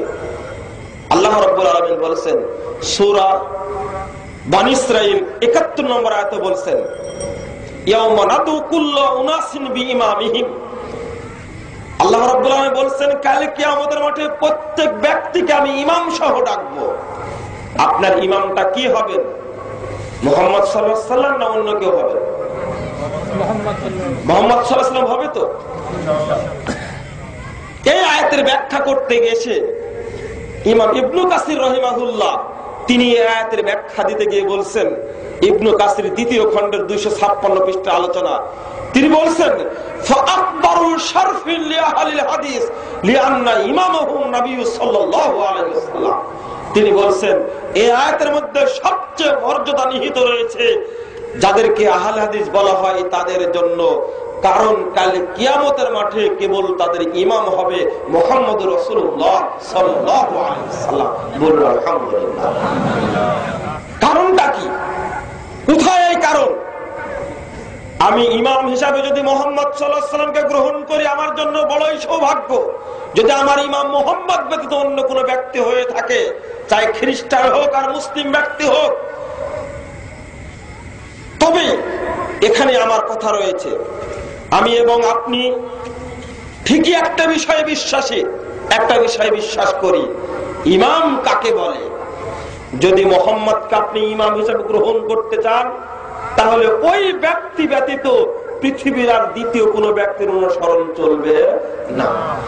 কিন্তু দুঃখ লাগে ওই জায়গায়, একটা লোক মারা গেলে সমস্ত মানুষ গিয়ে আপনারা বলে থাকেন কি, কবরে যখন নামাচ্ছে তখন বলেন কি, বিসমিল্লাহি আলা মিল্লাতে। ঠিক বললেন এটা? না, ঠিক হলো না। সবার ক্ষেত্রে, অধিকাংশ মানুষের ক্ষেত্রে ঠিক না, ধর্মীয় জীবনের ক্ষেত্রে ঠিক না, বৈশ্বিক জীবনের ক্ষেত্রে তো অবশ্যই না। বহু মানুষ জানাজায় হয় যারা রাজনীতির সাথে জড়িত, তাদের লোক জানাজা অনেকবার হয়, লক্ষ লক্ষ মানুষ জানাজা পড়ে, তাদের ক্ষেত্রেও বলা হয় কি, বিসমিল্লাহি ওয়া আলা মিল্লাতে রাসূলিল্লাহ সাল্লাল্লাহু আলাইহি ওয়াসাল্লাম। এই কথাটা আপনি এত বড় মিথ্যা কথা বললেন কিভাবে, যার 1 মিনিট পরেই যাচাই করা হবে। কয়টি প্রশ্ন করা হবে? 3টি। 1 নম্বর প্রশ্ন করা হবে যে তুমি কোন দল করতে, এটা না? বুঝলেন না? 2 নম্বর প্রশ্ন করা হবে তুমি রাজনীতি করতে কিনা, এটা না। 1 নম্বর প্রশ্ন কি করা হবে? মার রব্বুকা, তোমার রব কি ছিল। 2 নম্বর প্রশ্ন করা হবে মা দীনুকা, তোমার দিন কি ছিল। তারপরে কি মান হাদার রাজুল আল্লাযী বুইসা ফীকুম, ওই ব্যক্তিকে যাকে তোমাদের মধ্যে পাঠানো হয়েছিল তিনি কে? মুহাম্মদ সাল্লাল্লাহু আলাইহি সাল্লাম। আপনার মুখ থেকে বের হবে না মুখস্থ করে যাবে যে না? যদি উত্তর দিতে পারেন 3টা আরো 2টি প্রশ্ন আপনাকে করা হবে, আরো 2টি প্রশ্ন আপনাকে করা হবে। ফেরেশতারা খুশিতে বলবে আমা ইউদ্রিকা, আরে তোমাকে কে জানালো এটা? তখন তারপরে জবাব দিবে কবরে বসে থেকে, করার তো কিতাব আল্লাহ অমন্ত বিহি ওয়াসাদাক্তু, তুমি বলো কি আমি আল্লাহর কিতাব পড়েছিলাম, আমি ঈমান এনেছিলাম, তাকে সত্যায়ন করেছিলাম, বাস্তবায়ন করেছিলাম, তাই তো আমি উত্তর দিতে পারলাম। আরেকটি প্রশ্ন করবে, তাই আল্লাহর প্রতি ঈমান এনেছো, হাল রাইত আল্লাহ, তুমি তো আল্লাহকে দেখেছো? ব্যক্তি জবাব দিবে লা ইয়ামবাগি লিআহাদিন আইয়া আল্লাহ, অর্থাৎ দুনিয়াতে কেউ আল্লাহকে দেখবে এটা সম্ভব নয়। ওয়া নূরুন, আল্লাহ হলেন নূর, জ্যোতি, আল্লাহকে কেউ দেখতে পাবে না। এই পৃথিবীকে দেখতে হবে আল্লাহকে? জবাব দিবে। এই 5টি প্রশ্ন হয়ে গেল এই ব্যক্তির। কিন্তু যদি আপনি নাদান হন, হতভাগ্য যদি হন, 3টি পর্যন্ত শেষ, আপনি বলবেন হা লা আদ্রি, আমি এখানে নিয়ে আসলাম কেন? ওই যে চরিত্র, মৃত্যুর সময়ও বলছেন আপনি, কবর রাখার সময়ও বলছেন কি বিসমিল্লাহি ওয়া আলা মিল্লাতি রাসূলিল্লাহ সাল্লাল্লাহু আলাইহি ওয়াসাল্লাম। বিসমিল্লাহি ওয়া আলা মিল্লাতি কাল মার্কস বললে চলবে। মিথ্যা কথা বলবেন না, খবরদার। আপনাকে বলছি মিথ্যা কথা বলবেন না ওই জায়গায়, কারণ আপনার সাক্ষী গ্রহণ করা হবে না। 1 মিনিট পরেই জিজ্ঞেস করা হবে ওই ব্যক্তিকে, কোন মিল্লাতের উপরে তুমি ছিলে? মুহাম্মাদের মিল্লাতের উপরে ছিলে না অন্য কোন খ্রিস্টানের মিল্লাতের উপরে ছিলে? তোমার প্রমাণ ওখানে হয়ে যাবে। আপনি তখন কি বলবেন? একটু চিন্তা করুন। পৃথিবীর বুকে এই 3টি প্রশ্ন মাত্র আপনাকে দেওয়া হয়েছে, কিন্তু এই 3টি প্রশ্নের ব্যাপারে আপনার হুঁশই নাই। আপনার এই সকালে উঠে চা স্টলে বসেই কথা হলো, এই তুমি কোন দল করেছো, কোন দলের সদস্য ছিল, তুমি ভোট দিয়েছো, এগুলা রাজনীতি করেছো না, এইগুলো চর্বিত চর্বণ যাকে বলে, এটা চলছে যেন এই জন্যই পাঠানো হয়েছে। এই প্রশ্নের উত্তর আপনি খুঁজে বের করুন, নইলে তো নয়। ধর্মীয় ব্যক্তি হিসাবে আমি আজকে বলবো আপনাকে, এই প্রশ্নের উত্তর খুঁজতে যদি আমি যাই, সহিহ বুখারীর 631 নম্বর হাদিস, আল্লাহ রাসূল বলেছেন সাল্লু কামা রাআইতুমুনি উসাল্লি, তোমরা ওইভাবে সালাত আদায় করো যেভাবে আমাকে সালাত আদায় করতে দেখছো। অন্য কোন ব্যক্তির নীতির আলোকে সালাত আদায় করা যাবে না, এটা তো পরিষ্কার জানে। এখানে একটি মূলনীতি বলে দিচ্ছি, এই সালাত ফরজ হোক, এই সালাত নফল হোক বা সুন্নাত হোক, এই সালাত জানাজা হোক, এই সালাত ইদায়েন হোক, তারাবি হোক, বেতের হোক, সালাত নামক যত কিছু আছে সমস্ত সালাতে আদায় করতে হবে মুহাম্মদ রাসূলুল্লাহ সাল্লাল্লাহু আলাইহি ওয়াসাল্লামের দেখানো পদ্ধতিতে। আমরা কয়জন সালাত পড়ি মুহাম্মদ সাল্লাল্লাহু আলাইহি ওয়াসাল্লামের দেখানো পদ্ধতিতে? এই জায়গাতে আমি ধরা খেয়ে যাব। আরেক জায়গায় চলে গেছিলাম, সেই জায়গাটি হলো অন্যান্য জায়গাগুলি রাজনৈতিক জীবনে, সামাজিক জীবনে, রাষ্ট্রীয় জীবনে, সেখানে তো মুহাম্মদ সাল্লাল্লাহু আলাইহি ওয়াসাল্লাম নাই। সালাতের ক্ষেত্রে আমি বিশ্বাস করছি কেউ বা বিভিন্ন পীরের দেওয়া ব্যক্তির আনুগত্য করছি, কেউ বা আনুগত্য করছি ইমামের দেওয়া নীতির, কেউ বা আনুগত্য করছি ইমাম খতিব সাহেবের দেওয়া নীতির, কেউ বা আনুগত্য করছি বক্তা সাহেবের দেওয়া নীতির, কেউ বা আনুগত্য করছি খানকাতে শুয়ে আছে নিতু পীরের দেওয়া রীতির আলোকে আমি ইবাদত করছি। আর মৃত্যুর সময় ঠিকই আমি বলছি বিসমিল্লাহি ওয়া আলা মিল্লাতি রাসূলিল্লাহ সাল্লাল্লাহু আলাইহি ওয়াসাল্লাম। আমি যদি বলে থাকি আমি তো পাক্কা মুনাফিক, এটা প্রশ্নই আসে না। ওই জায়গায় গিয়ে আপনাকে কি উত্তর দিতে হবে খুঁজে বের করতে হবে। আমি একটু বলি আপনাকে, রাসূল সাল্লাল্লাহু আলাইহি ওয়াসাল্লামের তরিকার আলোকে সালাত কিভাবে আদায় করেন। আল্লাহ রাসূলের আদর্শটা আক্রান্ত হয়েছে চারটি বিষয় দ্বারা। চারটি বিষয় দ্বারা আক্রান্ত হয়েছে রাসূলের আদর্শ। এক নম্বর হলো সমাজে প্রচলিত জয়ীফ এবং জাল হাদিস। দুই নম্বর হলো পবিত্র কোরআন এবং সহিহ হাদিসের ভুল অর্থ। অনুবাদ করছি একই জিনিস, কোরআন পড়ছি, হাদিসও পড়ছি, অনুবাদ করছি ভুল। তিন নম্বরটা হলো আমরা নিজেরাই অনেক আমল তৈরি করেছি, করে চালিয়ে দিচ্ছি, সেখানে মুহাম্মদ সাল্লাল্লাহু আলাইহি ওয়াসাল্লামের আমল থাকছে না। চার নম্বরটা হলো ইহুদি খ্রিস্টানদের আদর্শ। এই চারটা জিনিস মুসলিম সমাজে চালু হওয়ার কারণে রাসূলের আদর্শটা মার খেয়েছে, চরম ভাবে মার খেয়েছে। আমি সালাত যদি আদায় করি, রাসূলের তরিকা আদায় করতে হবে, কিন্তু রাসূলের তরিকা কি এখানে আছে? প্রথমে যদি বলি আপনাকে আল্লাহু আকবার বলে আমি হাত বাঁধবো, হাতটা কোথায় বাঁধবো? বুকের উপরে না পেটের উপরে না নাভির নিচে? যদি আপনাকে প্রশ্ন করি, আপনার একটা বিশ্বাস, তাহলে এত রকম হলো কেন? এই প্রশ্নের উত্তর আপনাকে কি দিয়ে দিব এবার চিন্তা করছি আমি। উত্তর হলো আল্লাহু আকবার বলে আপনাকে হাতটা বাঁধতে হবে বুকের উপরে। এই মর্মে সহিহ হাদিস বর্ণিত হয়েছে অনেকগুলি, তবে নাভির নিচে হাত বাঁধার জয়ীফ হাদিস আসছে, নাভির উপরে হাত বাঁধার জয়ীফ হাদিস আসছে। এখন আপনি যদি আমাকে যদি প্রশ্ন করেন, তাহলে এটা জয়ীফ হলো কিভাবে আর দুই রকম হলোই বা কেন? উত্তর কি দেব আপনাকে? আপনাকে একটা জিনিস বিশ্বাস রাখতে হবে যে ইসলামকে কলঙ্কিত করার জন্য এক শ্রেণীর মানুষ, ইসলামকে নষ্ট করার জন্য এক শ্রেণীর মানুষ নিজেরা অনেক বিধান তৈরি করেছে, করবে, ভবিষ্যতেও করবে। এই বিশ্বাসটা ওই হাদিসটা না পেশ করলে আপনার বুঝে আসবে না। রাসূল সাল্লাল্লাহু আলাইহি সাল্লাম বলেছেন, ওয়া ইন্নাহু সায়াখরুজু ফি উম্মতি আকওয়াম, সাহাবীরা শুনে রাখো, অচিরে আমার উম্মতের মধ্যে অনেকগুলো দল বের হবে, তাতাজারাবিহিম তিলকাল আহওয়া, এই দলগুলো বহু ভুয়া আমল তৈরি করবে।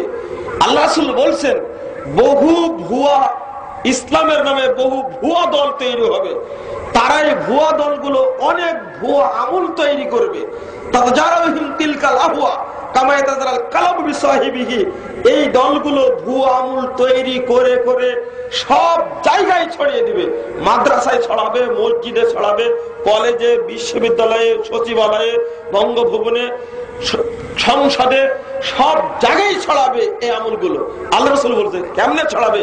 কামা ইয়াতাজারাল কালাবু বিসাহিবিহি, যেমন একজন ব্যক্তির গায়ে যদি পক্স বের হয়, তাহলে মাথা থেকে পা পর্যন্ত কোনো জোড়া, কোনো জায়গা যেমন বাকি থাকে না, এই সমস্ত ভুয়া দলগুলো সব জায়গায় ভুয়া আমল ছড়িয়ে দিবে। এবার বিশ্বাস হলো আপনার যে ভুয়া আমল থাকবে? দুই নম্বর, কার আপনি কথা শুনবেন, কার আনুগত্য করবেন? রাসূল সাল্লাল্লাহু আলাইহি ওয়াসাল্লাম বলেছেন, সহিহ বুখারীর 1049 পৃষ্ঠার হাদিস, আল্লাহ রাসূল বলেছেন, দুআতুন আলা আবওয়াবি জাহান্নাম, বহু আলেম জাহান্নামের দরজায় দাঁড়িয়ে থাকবে, বহু আলেম জাহান্নামের দরজায় দাঁড়িয়ে থেকে মানুষকে আহ্বান করবে, এই দিকে আসো, এই দিকে আসো। আল্লাহ রাসূল বলেছেন, মান আজাবাহুম ইলাইহা কাযাফুহু ফিহা, ওই আলেমদের ডাকে যেই সাড়া দিবে তারাই তাকে ধরে জাহান্নামে ফেলে দেবে। এটা তারা কি বুঝাবেন আপনি? তার আগে আসছে আল্লাহ রাসূল বলেছেন, কওমুন ইস্তান্নুনা বিগায়রি সুন্নতি ওয়া ইয়াহতাদুনা বিগায়রি হাদিয়াতি, ওই সমস্ত এক শ্রেণীর লোক থাকবে, তারা সুন্নাতের আমল করবে, দেখে মনে হবে কিন্তু ওই সুন্নাত আমার সুন্নাত না। আল্লাহ রাসূল বলেছেন, তারা মনে হবে সঠিক পথে চলছে, কিন্তু ওই পথটি কিন্তু আমার পথ নয়। হাদিস যে সহিহ বুখারীর, আপনি যাবেন কোথায়? আপনাকে যে বুঝাতে পারিনি আমি, আপনাকে হাদিস কোরআন আলোচনা করলে, পার্থক্য করে দিলে আপনার প্রশ্ন, আপনি একজন শিক্ষিত ব্যক্তি প্রশ্ন, তাহলে এরকম হলো কেন? এই প্রশ্ন মুহাম্মদ সাল্লাল্লাহু আলাইহি ওয়াসাল্লামকে জিজ্ঞেস করেন। এর বাস্তব কথা হলো এটা, আল্লাহ আপনাকে পরীক্ষা করছেন। অনেকগুলি পথ থাকবে, অনেকগুলি দল থাকবে, অনেকগুলো ভুয়া আমল থাকবে, অনেক প্রকারের আলেম থাকবে, আপনি কার আনুগত্য করবেন? আল্লাহ রাব্বুল আলামিন নিজেই পরিষ্কার বুঝিয়ে দিচ্ছেন কোনটা আমি আমল করব, কিন্তু ওইটা তো আমার কানে ঢুকে না। এই যে বললাম আমি নাভির নিচে হাত বেঁধে সালাত আদায় যদি করে থাকি, তাহলে জিজ্ঞেস করুন এই হাদিস সংগ্রহ করেছেন ইমাম আবু দাউদ রাহিমাহুল্লাহ। ইমাম আবু দাউদ এই হাদিস উল্লেখ করে বলছেন, এই হাদিস 4টি সনদ নিয়ে আসছেন, 4টিকে ইমাম আবু দাউদ বলে দিয়েছেন। সুতরাং এটার আমল করা যাবে না। বুকের উপরে হাত বাঁধতে হবে, তার বাস্তব সেই হাদিস সহিহ বুখারী 780 নম্বর হাদিসটা খুলে দেখুন, আবু দাউদ খুলে দেখুন 759 নম্বর হাদিসটা খুলে দেখুন, 469 নম্বর হাদিস খুলুন ইবনে খুজাইমা। ইমাম আহমদ রাহিমাহুল্লাহ হাদিস নিয়ে আসছেন, আরেকটি সেই হাদিস নিয়ে আসছেন, কবজির উপরে কবজা আল মাফাসিল আলা সাদরিহি, বুকের উপরে হাত বেঁধেছেন, এই কবজির উপরে কবজি রেখে। এই সেই হাদিস 22,207 নম্বর হাদিস, আপনি খুলে দেখুন। ইমাম আহমদ রাহিমাহুল্লাহ হাদিসটা উল্লেখ করেছেন। সেই হাদিস আপনার সামনে বললাম, জয়ীফ হাদিসটাও বললাম। এখন কোনটা কোন আপনি আমল করবেন সেটা আপনার ব্যাপার। আদর্শ নষ্ট হয়েছে জয়ীফ এবং জাল হাদিসের কারণে। যেখানে আপনি যাবেন সেখানে দেখতে পাবেন জয়ীফ এবং জাল হাদিস। আমরা পার্থক্য সূচক আলোচনা করি কেন? মানুষকে সঠিক দিকটা বোঝানোর জন্য। একটা অন্যতম বড় একটি পদ্ধতি, সেই পদ্ধতি হলো এখন যেটা চলছে সমাজের বুকে, সমস্ত বৃদ্ধ মানুষের হাতে যখন সকালে হাঁটার জন্য বের হয়, তখন অনেকের হাতে তসবি থাকে, তসবি দানা গুনতে গুনতে রাস্তায় বের হচ্ছে। একদিকে রিয়া, এটা অহংকার প্রকাশ পায়, কিন্তু ইসলাম যে রীতিটা দিয়েছে এর মধ্যে কোনো অহংকার প্রকাশ পায় না। তিরমিজি খুলুন, 3583 নম্বর হাদিস, রাসূল সাল্লাল্লাহু আলাইহি ওয়াসাল্লাম বলেছেন, ওয়াকুতনা বিল আলামিল, তোমরা তাসবিহ গুনো আঙ্গুলে, ফাইন্নাহুন্না মাশহুদাতুন মুস্তানতিকাতুন, শুনে রাখো এই আঙ্গুল কাল কিয়ামতের মাঠে তোমাদের পক্ষে কথা বলবে, আল্লাহর সামনে গিয়ে তোমাদের জন্য সাক্ষী দান করবে কিয়ামতের মাঠে। ইসলাম বললে এটা ডান দিক থেকে তাসবিহ গণনা করতে হবে, ডান হাতে তাসবিহ গণনা করতে হবে। আমি হাতটি এইভাবে রাখছি, সালাত পড়ার পরে এইভাবে হাতটি রেখে দিয়েছি, আমি তাসবিহ গণনা করছি, সুবহানাল্লাহ সুবহানাল্লাহ, আপনি দেখতে পাচ্ছেন না। ইসলামী বিধানের মর্যাদা এবং সূক্ষ্মতা কত চিন্তা করে দেখুন। যখনই আপনি তাসবিহ দানাটা হাতে নিলেন, পেঁচিয়ে নিয়েছেন, একটার পর গুনছেন, আর সমস্ত মানুষ দেখতে পাচ্ছে। অথচ তাসবিহ দানা দিয়ে তাসবিহ গণনা যদি গোটা পৃথিবীর মানুষ সবাই করে, তবে এটা সুন্নাত নয়। ইবনে মাসউদ রাদিয়াল্লাহু আনহু মসজিদ নববীতে ঢুকেই দেখছেন একজন মহিলা, সে তাসবিহ গণনা করছে। তিনি বলছেন, তুসাব্বিহু বিল হাসা, পাথরে কঙ্কর তাসবিহ গণনা, ফাকাতাহা, নিয়ে একবার ছিঁড়ে ফেলে দিলেন, ফামাররা বিরাজুলিন, অতঃপর তিনি একজন ব্যক্তির কাছ দিয়ে যাচ্ছে, অতিক্রম করছেন, ফায়ুসাব্বিহু বিত তাসবিহ, ওই ব্যক্তি ছোট দানা দ্বারা তাসবিহ গণনা করছেন। রাসূল তিনি বলছেন, সাহাবী বলছেন যে ওই ব্যক্তিকে তিনি পা দ্বারা লাথি মেরে মসজিদ থেকে বের করে দিলেন। আল বিদু, একটি গ্রন্থের নাম আল বিদু ইবনুল ওয়াজা, তিনি 51 পৃষ্ঠায় হাদিসটি উল্লেখ করেছেন। আলবানী বলছেন হাদিসের সনদ সহিহ। আমি আপনাকে বলতে চাচ্ছি, সুন্নাতের মর্যাদা নিয়ে আমি আপনি যেন কখনো সিনেমেনে খেলা না করি, আমি যেন সুন্নাতের মর্যাদার দিকে লক্ষ্য রাখি। আজকে দাপট দেখানোর জন্য সুন্নাতকে বাদ দিয়ে আমি বেদাতটা চালু করেছি। সুন্নাতের বিপরীত জিনিস হলো বেদাত, সুন্নাতের বিপরীত জিনিস হলো বেদাত। সুন্নাত একটা তুলে দিবেন, ওই জায়গায় একটা বেদাত বসবে, কিন্তু বেদাতের সংজ্ঞাটা আমি বুঝিনি, বেদাতটা কি জিনিস সেটা বুঝিনি। অথচ বেদাতের বিরুদ্ধে বলছি সুন্নাতটাকে চালু করেন, কিন্তু ইমামের চক্রাঙ্গানির কারণে, মসজিদ কমিটির সভাপতির তার দাপটের কারণে সুন্নাত চালু হচ্ছে না, বেদাতটা চলছে তো চলছে। যদি আপনি সুন্নাতের পক্ষে অবস্থান করেন, তার অবস্থাটা কি হবে? রাসূল সাল্লাল্লাহু আলাইহি সাল্লাম এই শেষ জামানার কথাই বলছেন। হাদিসটি বর্ণিত হয়েছে তাবরানী কাবিরের মধ্যে 10,440 নম্বর হাদিস। রাসূল সাল্লাল্লাহু আলাইহি সাল্লাম বলেন, ইন্না মিন ওয়ারাইকুম জামানা সাবরিন, সাহাবীরা শুনে রাখো, তোমাদের পরে একটি যুগ আসবে, সেই যুগটা হবে ধৈর্যের যুগ। এই যুগে কেউ আমার সুন্নাতকে আঁকড়ে ধরে থাকতে পারবে না। তবে শুনে রাখো, আল মুতামাসসিকু ফীহি, যে ব্যক্তি এই ধৈর্যের যুগে সুন্নাতকে টিটকারি করবে, সুন্নাতকে কেউ মানতে চাইবে না, এই ধৈর্যের যুগে যে ব্যক্তি শক্ত করে হাতে দাঁতে আমার সুন্নাতকে আঁকড়ে ধরে থাকবে, ফালাহু আজরু 50 শহীদান, ওই ব্যক্তির জন্য 50 জন শহীদের মর্যাদা রয়েছে। রাসূল সাল্লাল্লাহু আলাইহি ওয়াসাল্লাম এই কথা বলা মাত্র ওমর ফারুক বলছেন, আল রাসূল আমিননা মিনহুম, এই 50 জন শহীদকে আমাদের যুগে বদর উহুদ খন্দকে শহীদ হওয়া 50 জন না, আমাদের যুগে ও তাদের যুগে যুগে 50 জন শহীদ। আল্লাহ রাসূল বলছেন লা বাল মিনকুম, আরে ওমর না না, তোমাদের যুগে শহীদ হওয়া 50 জন শহীদের মর্যাদা ওই ব্যক্তি পেয়ে যাবে। যদি এটাই হয়ে থাকে, সুন্নাতকে আঁকড়ে ধরুন, বেদাতকে ডাস্টবিনে ছুঁড়ে ফেলে দিন। আজকে শিরক এবং বেদাতের বিরুদ্ধে বলতে যখন গেছি, যখন মানুষকে বোঝানোর চেষ্টা করছি, তখন এক শ্রেণীর আলেমী, এক শ্রেণীর পাগড়ি পড়া ব্যক্তি, এক শ্রেণীর মৌলবী, এক শ্রেণীর কামেল পাশ করা, দাওয়া পাশ করা ব্যক্তি আমাদের পিছনে লেগেছে, অথচ তারা নিজেদের পরিচয় দিচ্ছে তারাই নাকি আহলে হাদিস। আমি আপনাকে বলতে চাচ্ছি, আজকে আমার উস্তাদ আব্দুর রাজ্জাক বিন ইউসুফ চলে এসেছেন, আমি আপনাকে বলতে চাচ্ছি, সুন্নাত মানতে গিয়ে বেদাতের পক্ষে যদি আপনি চোখ রাঙ্গান, অবশ্যই রাসূলকে অপমান করা হবে, আর এই জন্য আপনি অপমানিত হবেন, আপনিও টিকতে পারবেন না।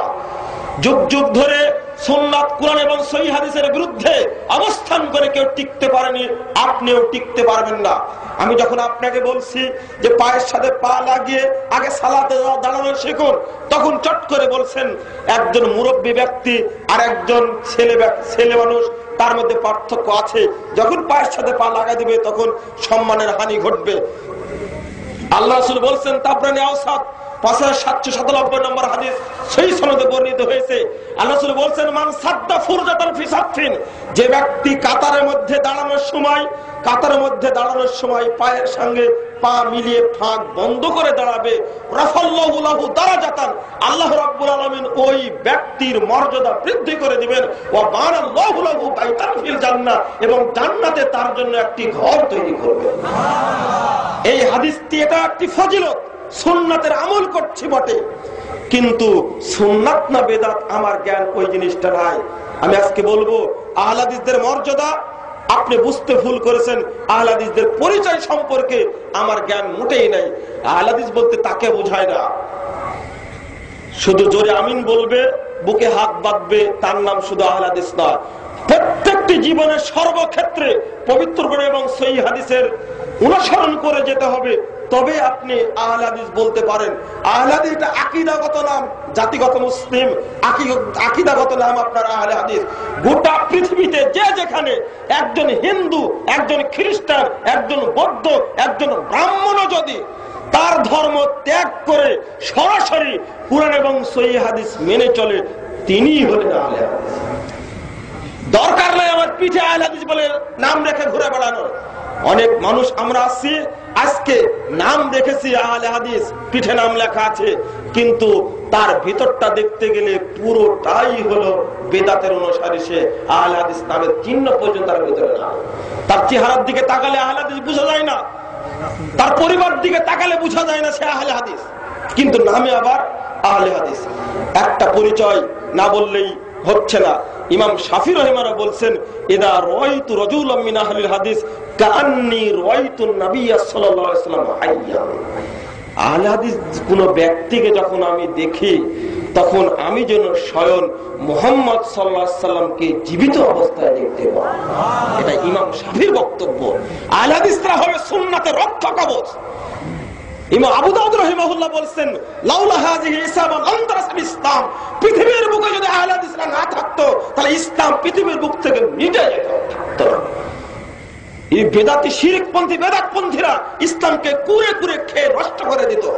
তার বাস্তব প্রমাণ আপনি কোন জায়গায় দেখবেন? ইমাম বুখারীর শিক্ষক আলী ইবনে মাদানী রাহিমাহুল্লাহ বলেন, হকপন্থী দল কোনটি? একটি দল যে জান্নাতে যাবে, জান্নাতি দল কোনটি? তিনি বলছেন, ওয়াহুম আহলুল হাদিস আল্লাযিনা তাহাদুল মাযাহিব রাসূল ফায়াসুবুল ইলম। তিনি বলছেন তারাই হলো পৃথিবীর আহলে হাদিস, যারা রাসূলের পথটাকে আঁকড়ে ধরে থাকে। কুরআন এবং সুন্নাহর বিরুদ্ধে ষড়যন্ত্র হলে এই আহলে হাদিসরা তাকে প্রতিরোধ করে থাকেন। লাউলাহুম, শুনে রাখো বিশ্ববাসী, পৃথিবীতে যদি আহলে হাদিসরা না থাকতো, লাম নাজিদানিল মুতাজিলা ওয়া রাফিজা ওয়াল জাহমিয়া ওয়া আহলি ইরজা ওয়া রায় শাইআম মিনাস সুনান। যদি আহলে হাদিসরা না থাকতো, রাফিজি বলো, শিয়া বলো, মুতাজিলা বলো, জাহমিয়া বলো, আরো যত ইসলামের নামে দল আছে, কারো কাছ থেকে একটি সুন্নাত আশা করতে পারতাম না। কেন বললেন এটা? আমি বক্তব্য শেষ করতে গিয়ে বলছি আপনাদেরকে লক্ষ্য করে, কোরআন এবং সহিহ হাদিসকে সার্বিক জীবনে পুঙ্খানুপুঙ্খ বাস্তবায়ন করার নামই হলো আহলে হাদিস। আজকে অনেক শিরক বিদআত চালু হয়েছে, আমরা বলছিলাম বহু আগ থেকে। মনে পড়ে ওই কথাটি 1998 সালে সাতক্ষীরা আব্দুর রাজ্জাক পার্কে আহলে হাদিস আন্দোলনের আমির ডক্টর মোহাম্মদ আসাদুল্লাহ আল গালিব সেদিন বলেছিলেন, বর্তমান বাংলাদেশে ইসলামের নামে জঙ্গি তৎপরতা দেখা দিচ্ছে, এই জঙ্গি তৎপরতা বন্ধ করুন। কারণ ইসলামে কোনো বোমাবাজি নেই, ইসলামে কোনো সন্ত্রাসী কর্মকাণ্ড নেই, ইসলাম এগুলোকে বোমাবাজিকে পছন্দ করে না। জাতি না জানতে পেরে উল্টা তাকে আবার গ্রেফতার করা হলো। 2006 সালে সে প্রমাণ হলো যে সমাজে জঙ্গি নামে কিছু আছে। 2003 সালের মার্চ মাসে মাসিক আত্মাহারিকের মাধ্যমে আমরা বলে দিয়েছি এই মর্মে, ডেস্টিনি নামক যে ব্যবসা চলছে বর্তমানে, জিজিএন নামক, নিয়য় নামক এই ব্যবসা, সুদি ব্যবসা, এটা চলবে না। তখনও শুনিনি, 2003 সালের মার্চ মাসের কথা বলছি। এরপর চলতে থাকে, বরং চোখ রাঙ্গানি দিয়ে চলে, গ্রেফতারের হুমকি দেওয়া হয়। অতঃপর 2012 সালে এসে প্রমাণ হয়ে গেল এই মর্মে, ডেস্টিনি নামে গোটা দেশে যা চলছে স্রেফ প্রতারণা, অর্থের সয়লাভ ছাড়া অন্য কিছু নয়। এখন কেন প্রমাণ হলো? আহলে হাদিসের বাচ্চা যখন কথা বলে, কোরআন এবং সহিহ সুন্নাহ মোতাবেক ঘেটে কথা বলে, এক শ্রেণীর মাদানীরা পর্যন্ত এই সুদকে জায়েজ করার জন্য মাঠে নেমেছিল। কিন্তু শক্তি নিয়ে, কোরআন সুন্নাহ দলিল নিয়ে, সেই আজ থেকে নিয়ে 3 সাল, আজকে 12 সাল চলছে, কত বছর হচ্ছে, 9 বছর পূর্বে দায়িত্বহীন কণ্ঠে মাসিক আত্মাহারিকে ফতোয়া দিয়েছে যেই মর্মে ব্যবসাগুলো হারাম, চলবে না। আজকে প্রমাণ হচ্ছে, আজকে আপনি প্রথম রিপোর্ট খুলে দেখুন, আজকে মিডিয়া উন্মুক্ত করে দিয়েছে। ইরাকের বাগদাদে বসে থেকে আজ থেকে 1000 বছর পূর্বে ইমাম খতিব বাগদাদি শারফু আসহাবিল হাদিস গ্রন্থ লিখতে গিয়ে, আহলে হাদিসদের মর্যাদা গ্রন্থ লিখতে গিয়ে 47 পৃষ্ঠায় তিনি বলছেন, ক্বাদ জাআলাল্লাহু তাআলা আহলাহু আরকানাশ শারিয়া ওয়া হাদামা বিহিম কুল্লা বিদআতিন শানিয়া। আল্লাহ রাব্বুল আলামিন আহলে হাদিসদেরকে পৃথিবীতে শরীয়তের রুকুন তৈরি করেছেন, তাদের দ্বারাতে যাবতীয় বিদআতকে উৎখাত করে থাকেন। তিনি বলছেন, জাআলাল্লাহু রাব্বুল আলামিন হুরাসাদ-দ্বীন, এই পৃথিবীতে আহলে হাদিসদেরকে দ্বীনের পাহারাদার নিয়োগ করেছেন। কাম মিন মুলহিদিন আরুমা ইয়াখলুতা বিশ-শারিয়া মা লাইসা মিনহা, আল্লাহু তাআলা ইয়াযুব্বু বিআসহাবিল হাদিস।